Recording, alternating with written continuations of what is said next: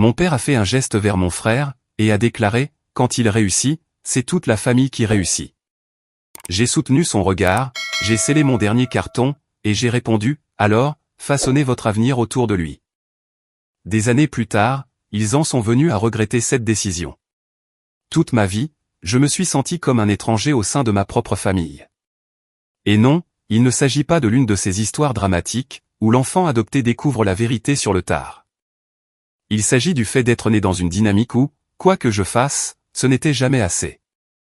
Surtout en comparaison de mon frère, Adrien. Il a 3 ans de moins que moi. Et depuis le moment où il est arrivé, c'est comme si les projecteurs s'étaient collés à lui. Mes parents, Marcus et Lilian, vivaient littéralement pour se vanter de ses mérites. Si Adrien marquait 10 points lors d'un match de basket, soudainement, la NBA devrait le recruter. Si je rentrais à la maison avec des appartous, ma mère se contentait d'un hochement de tête un peu trop rapide, et lâchait un truc du genre, c'est bien, Bennett. Mais Adrien s'est vraiment amélioré au tir en suspension, n'est-ce pas excitant? Ce n'était pas seulement le sport. C'était pour tout. Une petite récompense pour moi? Le potentiel d'Adrien, dans n'importe quel autre domaine, était toujours plus important. Si je me tuais à la tâche dans un boulot d'été, mes parents faisaient dévier la conversation du dîner vers le glorieux avenir d'Adrien. Ma vie, mes efforts, mes succès, tout cela n'était qu'un bruit de fond, face à la grande production qu'il mettait en scène, avec lui dans le rôle de la star incontestable. J'ai appris très tôt que, si je cherchais de la validation, ce n'était pas à la maison que j'allais en trouver. Mais le vrai problème n'était pas seulement ce manque de reconnaissance. C'était la façon dont il me rabaissait activement, chaque fois que j'accomplissais une chose qu'il ne pouvait tout simplement pas ignorer. La première fois que j'ai vraiment compris la profondeur de ce problème, ce fut lors de la remise de mon diplôme de fin d'études secondaires. Je m'étais tué à la tâche, finissant parmi les meilleurs de ma promotion, et remportant même un prix d'excellence académique. En traversant cette scène, j'ai cru bêtement, ne serait-ce qu'une seconde, que mes parents pourraient enfin être fiers. Mais plus tard, pendant le dîner, Adrien boudait parce que, selon ses mots, tout le monde s'en fichait qu'il ait été élu meilleur joueur de basket cette année. Au lieu de lui rappeler que la soirée ne tournait pas autour de lui, mes parents ont immédiatement changé de cap. Mon père m'a regardé, et m'a dit, ne te vante pas, Bennett. Tu devrais essayer d'être plus humble. N'oublie pas que ton frère est plus jeune que toi, et que son tour viendra. Je suis resté assis là, mon diplôme toujours serré dans la main, à les écouter rassurer Adrien sur le fait que son heure de gloire allait arriver. Ils ne m'ont même pas félicité correctement. C'était comme s'ils ne supportaient pas l'idée que j'ai un moment à moi, sans être totalement éclipsé. Et ça ne s'est pas arrêté là. Chaque étape franchie par la suite m'a semblé être déformée. Quand je suis entré à l'université, ma mère l'a à peine remarqué, disant, eh bien, Adrien entrera probablement dans une meilleure université. Il est tellement polyvalent. Quand j'ai acheté ma première voiture d'occasion, mon père a dit qu'elle était pratique, mais a immédiatement demandé si Adrien voulait l'essayer. Le point de rupture a cependant commencé à couver lors de ma dernière année d'université. J'avais été accepté pour un stage, un poste incroyablement compétitif, une vraie grande nouvelle. Je me souviens d'avoir appelé mes parents pour partager cette annonce, espérant naïvement et je réalise maintenant à quel point c'était grand d'obtenir enfin une réaction sincère. Au début, ma mère a dit, c'est bien, chérie. Mais elle a tout de suite ajouté, l'entraîneur d'Adrien pense qu'il pourrait vraiment aller loin, s'il s'accroche au basket. On pourrait même voyager avec son équipe la saison prochaine. C'était comme s'il n'avait pas entendu un seul mot de ce que je venais de dire. J'ai ri de façon embarrassée, plus par incrédulité pure que par amusement. Mon silence a dû agacer mon père, car il m'a coupé la parole en disant, Bennett, tu as toujours été trop sensible. Ne ramène pas toujours tout à toi. Cette phrase est restée suspendue dans l'air. J'avais 21 ans, j'étais sur le point de commencer ma vie d'adulte, et tout ce que j'entendais, c'était mon père me disant que j'étais trop sensible pour vouloir la même reconnaissance que mon frère obtenait sans effort. C'est à ce moment-là que j'ai commencé à penser sérieusement à partir. Pas seulement quitter la maison physiquement, j'étais déjà à l'école, mais vraiment partir. Créer une vie où je ne me ferais pas rabaisser à chaque fois qu'il m'arrivait quelque chose de bien. Mais bien sûr, l'univers, ou peut-être simplement la capacité étrange de ma famille à tout saboter, n'allait pas me laisser m'éclipser en silence. Le premier signe est apparu lors d'un dîner de famille auquel j'ai assisté, après avoir commencé mon stage. Je me suis dit qu'en gardant des conversations superficielles, je maintiendrais la paix.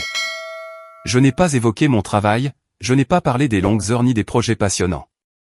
Je les ai juste interrogés sur leur vie, je les ai laissés se vanter d'Adrien, et j'ai hoché la tête quand il le fallait.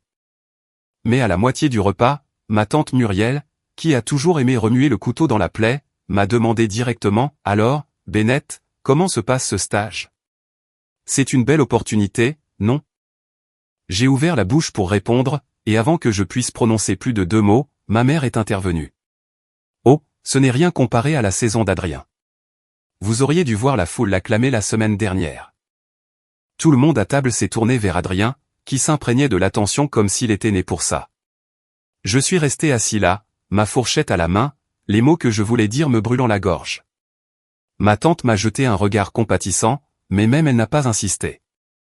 Ce soir-là, en conduisant pour rentrer à mon appartement, j'ai repassé la scène dans ma tête. La façon dont ma mère m'avait coupé la parole, comme si ce que j'avais à dire n'avait aucune importance. Et pour la première fois, au lieu de simplement ravaler mon amertume, j'ai commencé à élaborer un plan. Je n'ai pas agi tout de suite.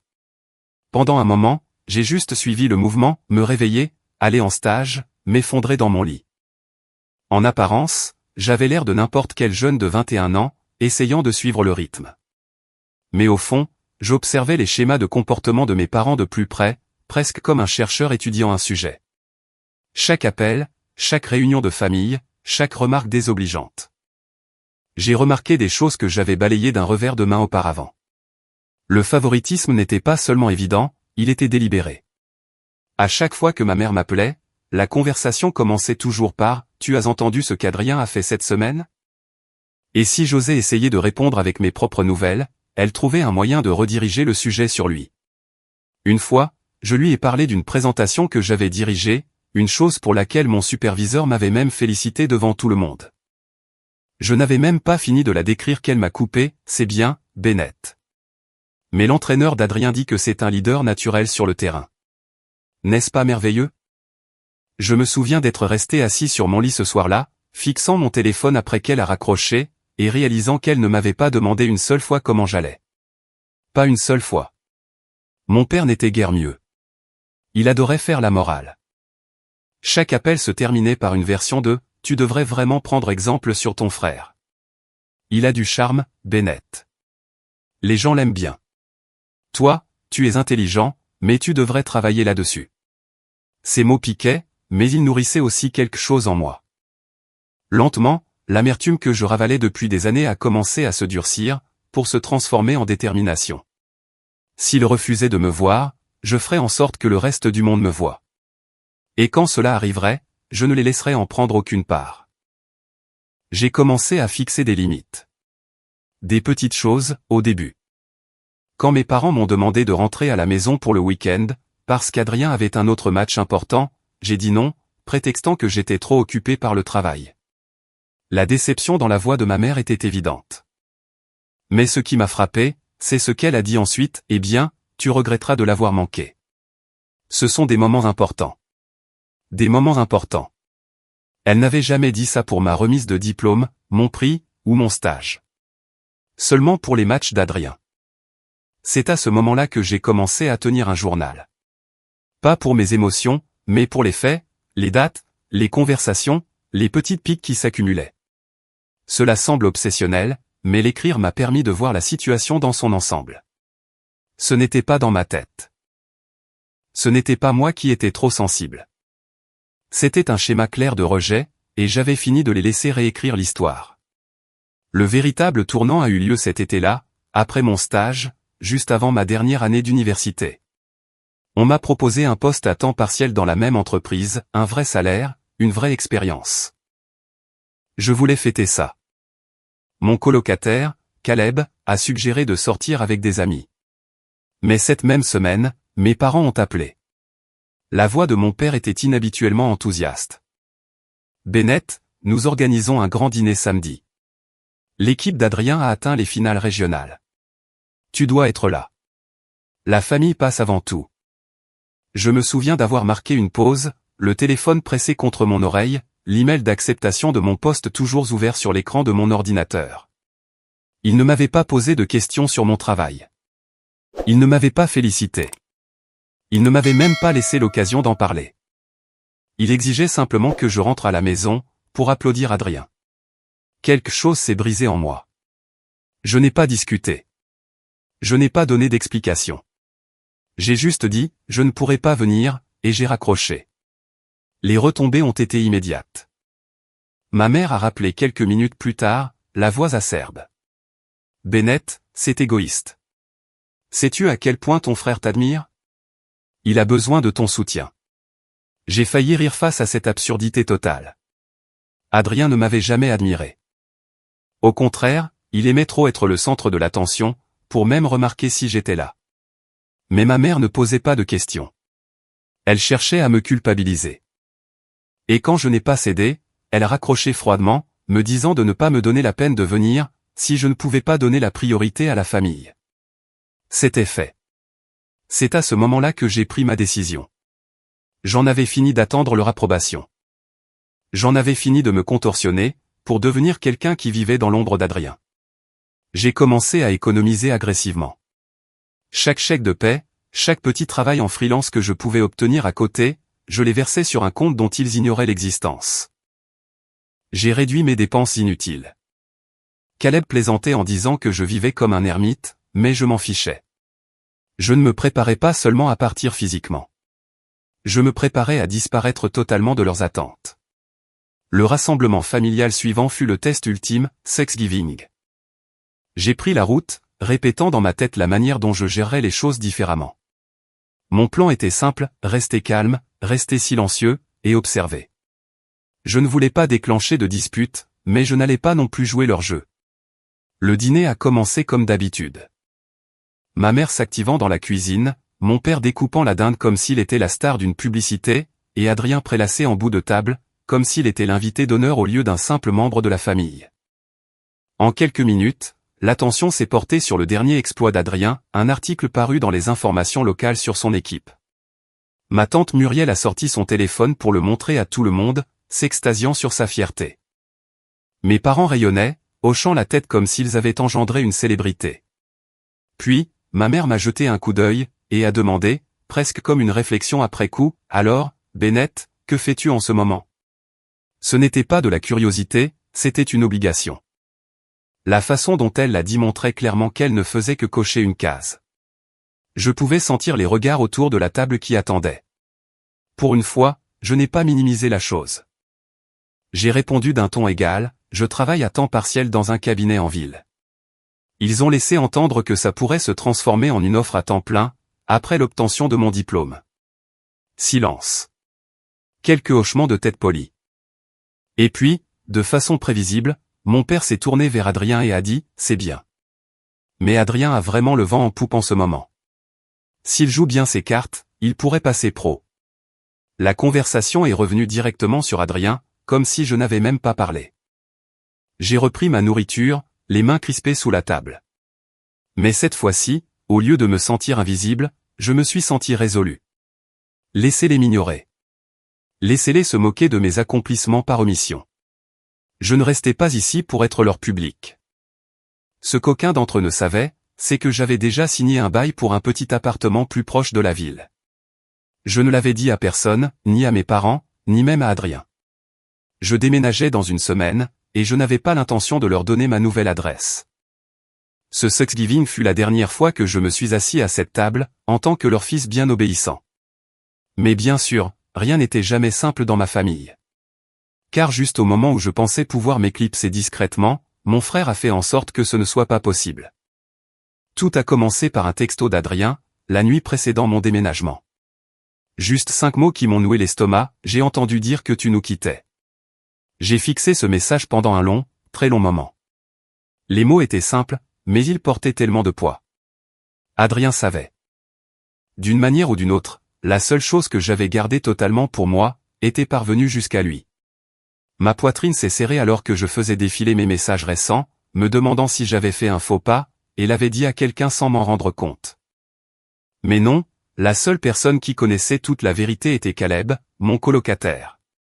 Et ce n'était pas le genre à bavarder, ce qui ne signifiait qu'une chose, quelqu'un dans la famille avait fouillé. Je n'ai pas répondu tout de suite. À la place, j'ai posé mon téléphone, et j'ai fait les 100 pas dans mon appartement à moitié emballé. Les cartons étaient empilés contre les murs, étiquetés au marqueur noir. Il m'avait fallu des mois pour rassembler assez d'argent afin de déménager plus près de la ville. Je n'allais pas laisser Adrien, de toutes les personnes possibles, gâcher ça. Mais l'ignorer n'était pas une option non plus. S'ils le savaient, mes parents le sauraient bientôt aussi. Et s'ils le découvraient avant que je n'ai eu la chance de partir, ils feraient ce qu'ils ont toujours fait, ils transformeraient ça en accusation. Ils feraient de moi le méchant, pour ne pas m'être plié à leur version de la loyauté familiale. Au bout d'une heure environ, j'ai finalement tapé une réponse, « Qui t'a dit ça ?» Les points de suspension indiquant qu'il écrivait sont apparus presque instantanément. Adrien adorait la traque. Il vivait pour contrôler l'information. « Ne t'inquiète pas pour ça, » a-t-il répondu. « Je trouve juste amusant que tu t'éclipses en douce, au lieu de le dire à papa et maman. Ils vont être tellement déçus. » J'ai crispé la mâchoire. Déçu. Ce mot m'avait poursuivi toute ma vie, brandi comme une arme. Si je me défendais, j'étais une déception. Si je célébrais ma propre réussite, j'étais arrogant. Si je demandais à être traité de manière égale, j'étais ingrat. Et maintenant, Adrien le brandissait au-dessus de moi, comme un trophée. Je n'ai plus répondu. J'ai complètement éteint mon téléphone, et j'ai repris mes cartons. Le lendemain matin, je me suis réveillé avec 12 appels en absence, et une série de messages de ma mère. Le ton de chacun devenait de plus en plus sec. « Bennett, est-ce vrai? Pourquoi ne nous as-tu pas dit que tu déménageais? Après tout ce que nous avons fait pour toi, c'est comme ça que tu nous remercies? Tu déchires cette famille. » C'était exactement la tempête que j'avais prévue. Et en lisant ces mots, je me suis senti à la fois en colère, et étrangement calme. Il ne me demandait même pas pourquoi. Il n'était pas curieux de mes raisons, ni de mes sentiments. Il m'avait déjà catalogué comme l'antagoniste de leur histoire. J'ai passé la journée à charger mes affaires dans une camionnette de location, essayant de garder mon esprit concentré sur la logistique. Mais en fin d'après-midi, alors que je portais le dernier carton dans les escaliers, j'ai vu une voiture familière se garer devant mon immeuble. La voiture de mes parents. Mon estomac s'est noué. Je ne leur avais pas donné l'adresse, ce qui voulait dire qu'Adrien l'avait fait. Les portes se sont ouvertes et ils étaient là, ma mère, mon père, et Adrien à la traîne, comme s'il arrivait pour son couronnement. L'expression de ma mère était un mélange de blessure et d'indignation. Celle de mon père était sévère, et Adrien affichait un air suffisant. « Bennett, » a dit ma mère en marchant vers moi. « Qu'est-ce qui se passe? Pourquoi apprenons-nous par ton frère que tu déménages? Pourquoi n'es-tu pas venu nous voir? » J'ai posé le carton sur le trottoir, en essayant de stabiliser ma voix. Parce que je savais exactement comment vous alliez réagir. Ce n'est pas juste, m'a coupé mon père, d'un ton tranchant. Nous sommes tes parents. Tu ne t'éclipses pas comme un voleur dans la nuit. Tu nous parles. Tu nous inclus dans tes décisions. J'ai failli rire de l'ironie. Vous inclure? Comme si vous m'aviez déjà inclus dans quoi que ce soit. C'est la première décision que je prends pour moi-même, sans que vous ne la rejetiez ou ne la minimisiez. Adrien s'est appuyé contre la voiture, les bras croisés, avec un sourire narquois. Tu fais des drames. Papa et maman veulent juste ce qu'il y a de mieux pour toi. Mais si tu préfères jouer la victime, c'est ton problème. L'envie de lui répondre sèchement était forte, mais je me suis forcé à rester calme. Je n'allais pas le laisser m'entraîner dans une dispute à coups de cris. Je ne joue pas la victime, ai-je répondu. Je choisis une vie où je ne suis pas constamment traité comme le second choix. Les yeux de ma mère ont lancé des éclairs. Le second choix, Bennett? As-tu la moindre idée à quel point c'est blessant de dire ça? Nous t'avons toujours aimé. Aimé, ai-je répété, ma voix s'élevant malgré tous mes efforts. Vous m'avez toléré. Vous m'avez comparé. Vous m'avez coupé la parole au milieu d'une phrase, pour vous vanter d'Adrien. Vous m'avez dit de lui ressembler davantage. Ce n'est pas de l'amour. C'est tenir les comptes. Pendant un instant, il y a eu un silence. Mes parents ont échangé un regard, comme pour décider silencieusement de la façon de gérer ma rébellion. Puis mon père a fait un pas en avant. Ton stage, ce petit boulot, ça t'est monté à la tête. Tu penses que tu es au-dessus de la famille. Alors, laisse-moi te rappeler une chose, quand Adrien réussit. Nous réussissons tous. C'est comme ça que fonctionne une famille. Le fait que tu partes de cette façon prouve seulement à quel point tu es égoïste. Ces mots sont tombés lourdement, mais pas de la manière dont il l'avait prévu. Ils ont consolidé ma détermination, car à ce moment-là, j'ai vu clairement la vérité. Quoi que je fasse, cela n'aurait jamais d'importance pour eux, à moins que cela ne tourne autour d'Adrien. J'ai repris le carton, et je me suis dirigé vers la camionnette. Je ne demande pas votre approbation. Je ne demande pas la permission. Je pars parce que je le dois, pour moi. Adrien a finalement repris la parole, la voix dégoulinante de condescendance. Tu vas le regretter, Bennett, quand tu seras seul dans ton petit appartement, à galérer. Ne viens pas ramper vers nous. Ne t'attends pas à ce que papa et maman te tirent d'affaire, parce que tu ne le mériteras pas, je l'ai regardé. Je l'ai vraiment regardé. Le garçon en or, qui n'avait jamais su ce que c'était que d'être ignoré, qui n'avait jamais travaillé pour obtenir de la reconnaissance, parce qu'elle lui était accordée d'office. Et au lieu de la colère, j'ai ressenti autre chose, de la pitié. Je n'ai pas répondu. J'ai continué à charger mes affaires, trajet après trajet, pendant que mes parents rôdaient autour de moi, alternant entre la culpabilité et la désapprobation. Ils n'ont pas aidé. Ils se sont contentés de regarder, comme s'ils attendaient que je craque et que j'admette qu'ils avaient raison. Mais je ne l'ai pas fait. À la tombée de la nuit, la camionnette était pleine, et j'étais épuisé. Mes parents se tenaient près de la voiture, Adrien à côté d'eux, tous les trois me fixant comme si j'étais un étranger. Très bien, a finalement dit ma mère d'une voix froide. Pars. Mais ne t'attends pas à ce qu'on t'accueille à bras ouverts après cette trahison. La famille reste soudée, Bennett. Tu as clairement fait comprendre que tu t'en moques. J'ai fermé la porte de la camionnette, les mains tremblantes, non pas de peur, mais de l'adrénaline d'avoir enfin tenu bon. Je me suis installé sur le siège du conducteur, j'ai démarré le moteur, et je me suis éloigné. Alors que les phares éclairaient la route devant moi, je me suis dit que j'étais libre. Mais au fond de moi, je savais que ce n'était pas la fin. Car les gens comme mes parents et Adrien ne lâchent pas prise aussi facilement. Ils trouveraient un moyen de me ramener dans leur orbite. Et quand ils le feraient, je devrais être prêt. Et en effet, ils n'ont pas attendu longtemps. Le premier signe est apparu un mois plus tard, alors que je m'installais enfin dans mon nouvel appartement, déballant les cartons, et profitant de la paix d'être livré à moi-même. C'est là que j'ai reçu un email de mon père. Court et formel, presque comme une note de service. Il faut qu'on parle de ce que tu as fait à cette famille. Tu nous as fait honte, Bennett. Ne crois pas qu'il n'y aura pas de conséquences. Je me souviens l'avoir lu à ma petite table de cuisine, le soleil de fin d'après-midi traversant ma tasse de café, et avoir senti quelque chose de froid et d'utile s'installer dans ma poitrine.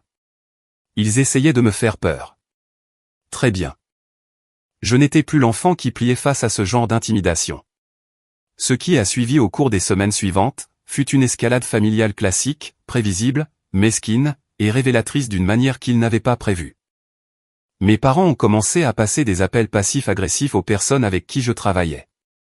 Est-ce bien le même Bennett qui était si fiable auparavant?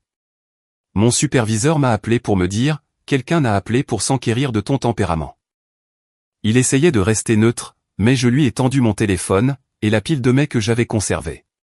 Les appels de mon père, les messages de ma mère, celui où tante Muriel demandait si j'étais émotionnellement stable.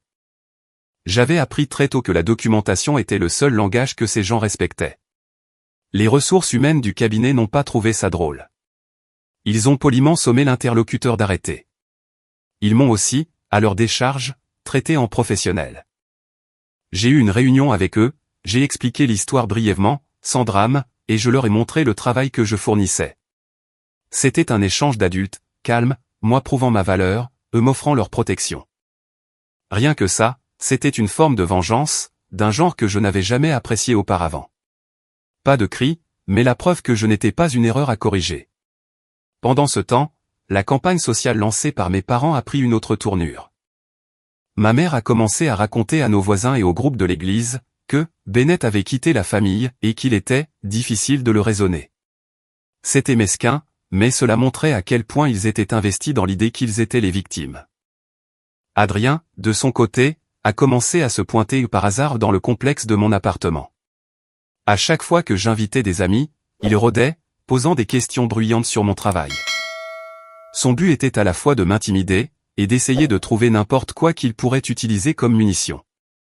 Une fois, alors qu'un ami faisait l'éloge d'un plat que j'avais cuisiné, Adrien a demandé à voix haute, « Alors, comment fais-tu pour te payer des choses en ville? L'aide de la famille ?» Son sourire en coin était le même que j'avais vu 100 fois, confiant, arrogant, certain qu'il aurait toujours le dernier mot. Mais rien de tout cela n'a fonctionné. Les petites victoires se sont enchaînées, jusqu'à ce que je sente ma vie s'orienter dans une direction qui n'impliquait pas leur approbation. Mon emploi à temps partiel s'est transformé en une offre à temps plein. J'ai commencé à prendre des cours du soir, pour terminer mes études plus rapidement. J'ai développé une activité en freelance, en concevant de petites présentations ponctuelles pour d'autres entreprises. J'ai regardé mon compte en banque croître, et plus important encore, mon réseau s'élargir. Les gens au travail me traitaient comme un atout. Ils me demandaient mon avis. Je n'étais plus un bruit de fond. Mais voici la chose, je ne voulais pas d'une vengeance mesquine. Je voulais quelque chose qui soit à la hauteur de ce qu'ils m'avaient fait subir. Des années de comparaison, de manipulation psychologique publique, de réécriture de chaque souvenir pour faire d'Adrien le héros. Si je devais faire les choses en grand, j'allais être chirurgical. Pas vindicatif par simple méchanceté, mais assez précis pour que la vérité soit indéniable et publique. J'ai donc commencé à planifier. Pas dans le feu de la colère, mais sur de longues et patientes périodes. J'ai fait des listes. J'ai gardé des reçus. J'ai classé des emails. Et j'ai construit quelque chose qu'il ne pourrait pas balayer d'un simple coup de téléphone, une réputation légitime au sein de ma communauté.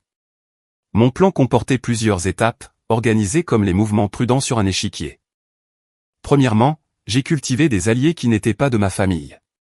Des gens avec qui j'avais travaillé, des collègues, des voisins, le propriétaire du café à 2 rues de mon bureau.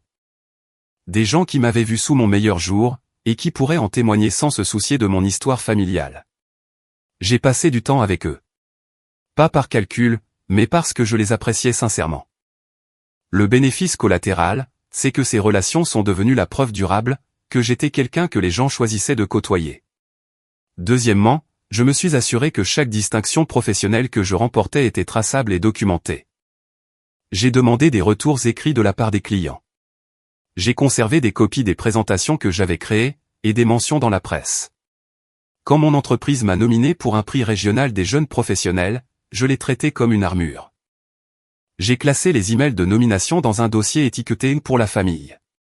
Au début, je me sentais un peu ridicule, en imaginant le visage de mes parents quand ils verraient ça. Mais plus je me préparais, plus je réalisais le pouvoir que confère une vindication lente et méthodique. Troisièmement, j'ai préparé un terrain où ils ne pourraient pas contrôler le récit.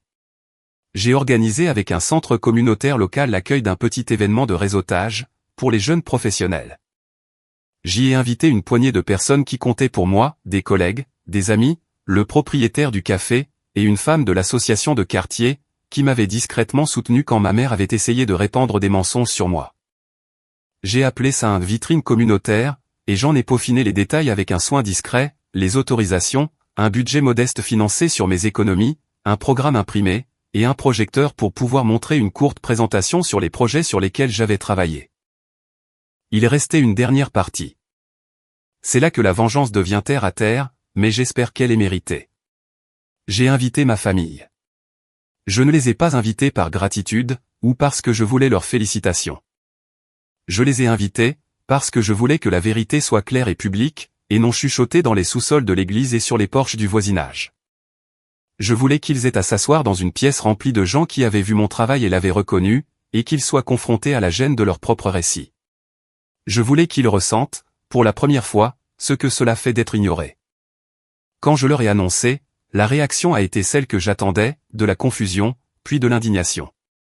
Mon père a envoyé un texto en premier, « Nous ne viendrons pas faire les clowns sur ta scène ». Ma mère a appelé, et m'a dit, avec ce ton qui se voulait toujours rationnel, « Pourquoi veux-tu humilier Adrien ? Est-ce que c'est un coup monté ?»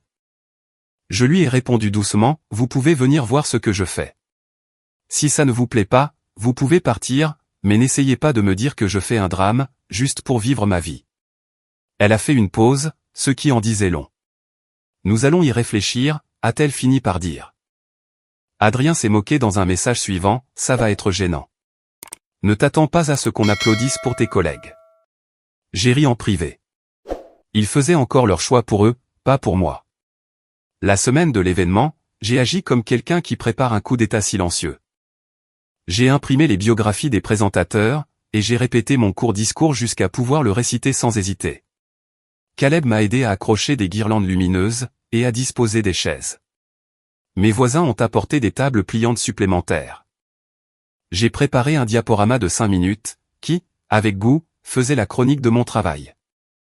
La présentation pour une association à but non lucratif que j'avais aidé à repenser, le dossier de présentation d'une petite entreprise qui avait remporté un client, des photos de la fresque communautaire que j'avais aidé à organiser. Rien de grandiose. Rien qui ne crie « Regardez-moi ». Juste un travail simple et vérifiable. Le jour de l'événement, la salle sentait légèrement le café et le papier. Les gens sont arrivés par petits groupes.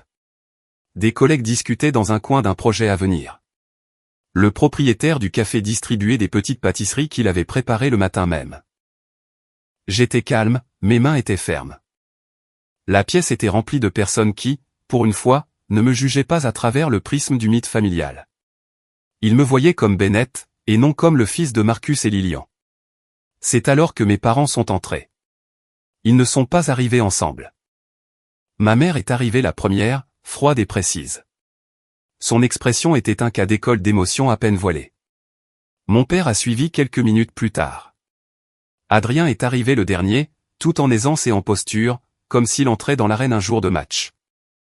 Ils ont balayé la pièce du regard, tels des propriétaires évaluant une œuvre de charité qu'ils auraient parrainée. Mon cœur a eu un petit sursaut de trahison, puis s'est endurci. C'était mon moment, selon mes propres termes. J'ai commencé par les présentations, puis j'ai pris le micro. Mes diapositives défilaient à travers un calendrier de projets, des témoignages de clients, des photos. J'ai parlé simplement du travail, des heures passées, du fait que le chemin que j'avais choisi n'était pas une rébellion, mais une construction.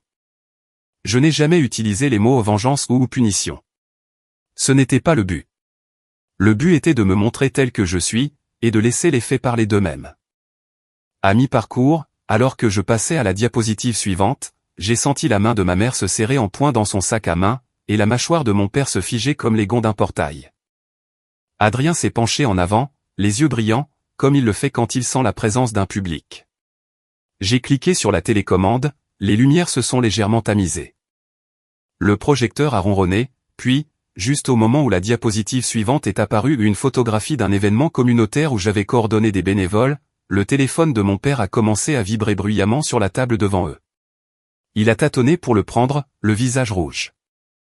Il a lu l'écran, puis m'a jeté un coup d'œil, et dans ce simple regard furtif se trouvait le calcul que j'attendais, et que je redoutais à la fois. Alors que le projecteur réchauffait le mur avec l'image suivante, mon père s'est levé. Il s'est raclé la gorge. « Nous devons partir », a-t-il dit. La pièce est devenue silencieuse. Je me suis figé, la main sur la télécommande, la diapositive à moitié illuminée. L'expression de ma mère était celle d'une dignité blessée. Adrien m'a lancé un regard, comme s'il venait de recevoir un nouveau scénario. « Pourquoi ?» ai-je demandé. Il a croisé les bras. « C'est ridicule. Nous n'avons pas notre place ici. »« C'est d'accord », ai-je dit lentement. « Mais vous avez le droit de rester et de voir ce que je fais. Vous vous êtes déplacé. » Le visage de mon père s'est crispé, ses veines ressemblaient à des câbles. Les gens ont remué sur leurs chaises. Un de mes collègues a haussé les sourcils, en observant la scène. Pendant une seconde, il a semblé qu'ils allaient vraiment partir, quitter la salle, et mettre à exécution leur menace de m'isoler encore plus. Puis, à ma grande surprise, ma mère a hésité. Sa main a glissé vers sa gorge. Sa voix, quand elle a parlé, était plus basse que je ne l'avais jamais entendue. « Nous partons parce que ce n'est pas comme ça que nous faisons les choses », a-t-elle dit. « Nous n'accepterons pas que l'on parle de nous comme si nous étions des méchants. » Un murmure a parcouru la salle, qui n'avait rien à voir avec moi. J'en ai senti le poids. Voici enfin le carrefour que je préparais depuis des mois. Un test public de l'histoire selon laquelle chacun d'entre nous avait vécu pendant des années. Mon doigt planait au-dessus de la télécommande. La diapositive suivante allait montrer une petite capture d'écran.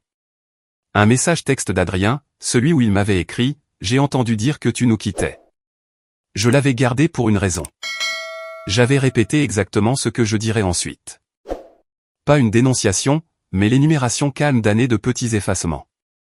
J'avais prévu leur départ, leur refus, leur indignation finale. Dehors, le vent s'est levé.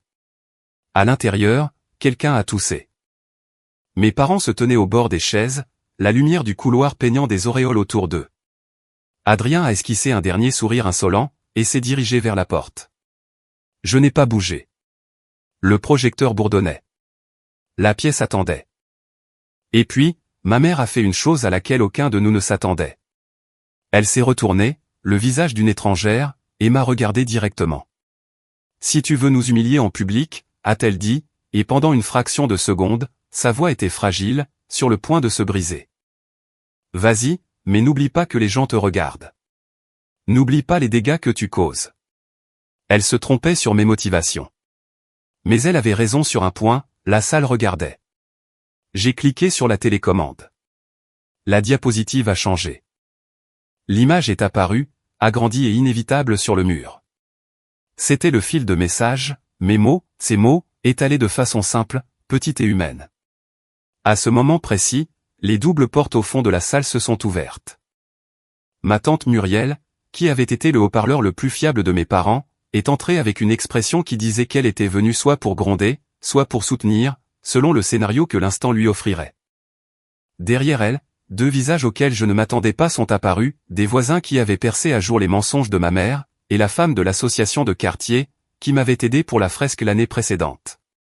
Le brouhaha de la pièce est devenu un silence sourd et électrique. Les gens ont jeté des coups d'œil vers mes parents. Le visage de mon père était devenu de marbre. Et puis, avant que je ne puisse dire un seul des mots que j'avais préparés, mon téléphone a vibré dans ma poche. Un message d'une adresse email que je ne connaissais pas. Le nom de l'expéditeur indiquait simplement à quelqu'un qui sait. J'ai sorti le téléphone, et sans rompre le contact visuel avec les messages projetés sur le mur, j'ai lu la première ligne. Nous vous avons observé. Nous savons ce qu'Adrien a fait avec les fonds de l'équipe. Mon souffle s'est coupé. L'atmosphère de la pièce a encore changé. Une inspiration collective, comme la pause avant la tempête. Les yeux de mes parents se sont fixés sur les miens. Le sourire d'Adrien s'est évanoui. J'ai senti le sol basculer sous mes pieds, d'une manière qui n'avait rien à voir avec la nostalgie, et tout à voir avec le timing.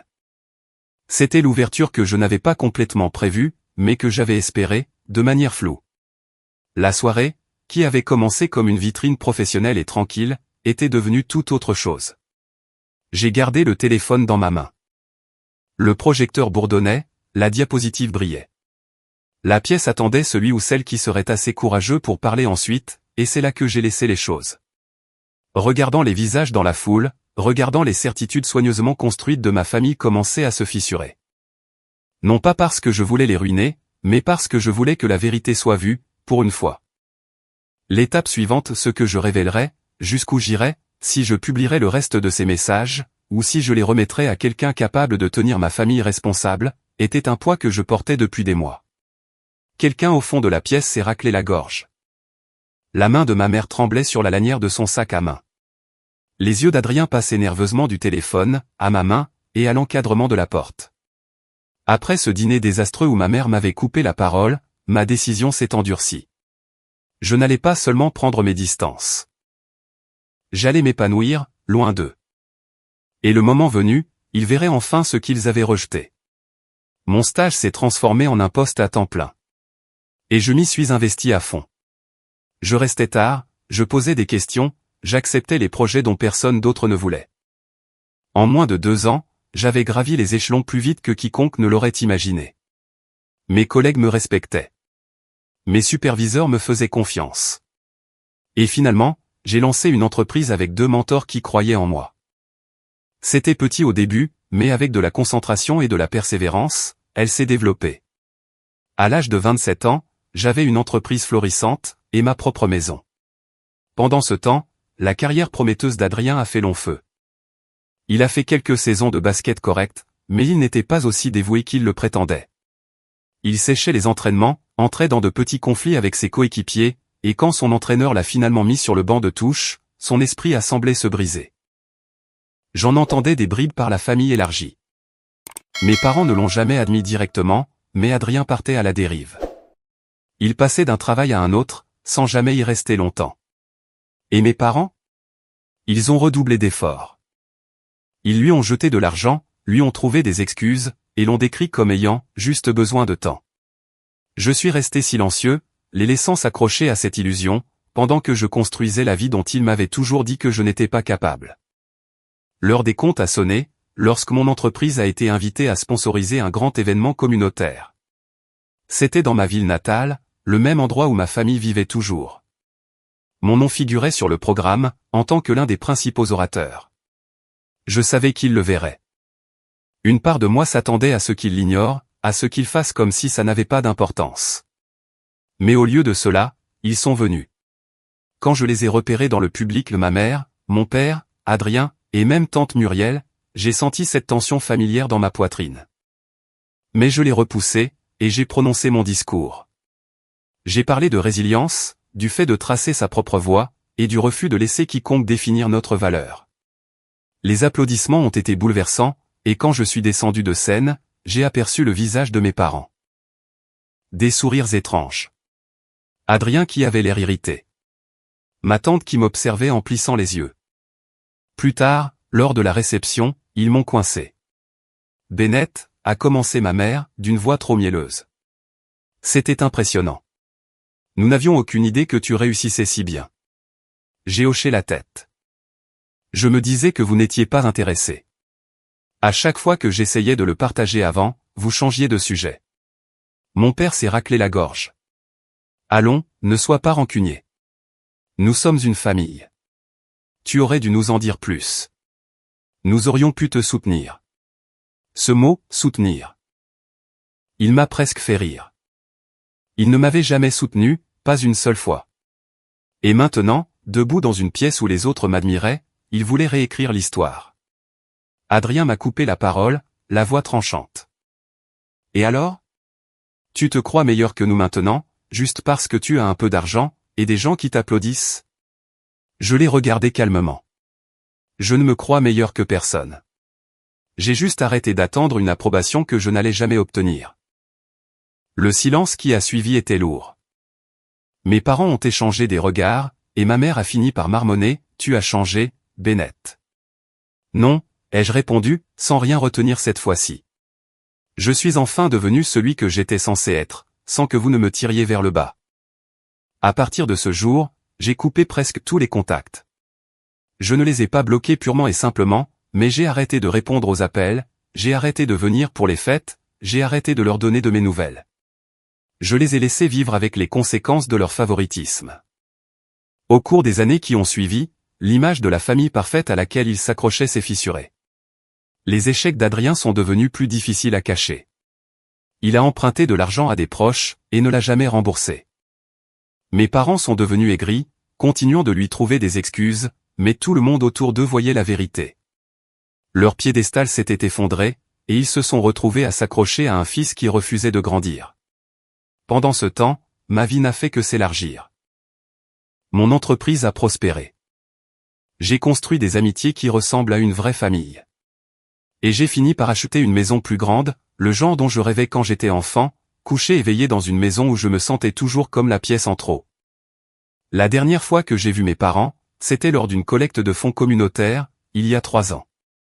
Ils ont essayé de m'approcher, souriant comme si de rien n'était. Mais je ne leur ai accordé rien de plus qu'un hochement de tête poli, et je me suis éloigné. Ils avaient l'air stupéfaits, mais je m'en moquais. Car voici la vérité, ils ont fait leur choix il y a longtemps. Ils ont choisi de me rabaisser, d'ignorer mes réussites, de tout miser sur Adrien, peu importe le prix. Et maintenant, pendant que je prospère, ils sont assis sur les ruines de la famille qu'ils ont construite sur le favoritisme et le déni.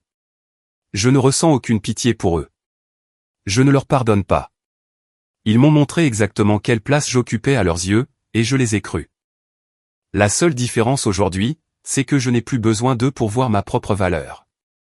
J'ai construit une vie dont ils ne feront jamais partie. Et quand on me pose des questions sur ma famille, je dis simplement qu'ils ne font plus partie du tableau. Et c'est la vérité. Alors, qu'en pensez-vous? Avez-vous déjà eu l'impression de devoir choisir entre les attentes de votre famille et votre propre paix?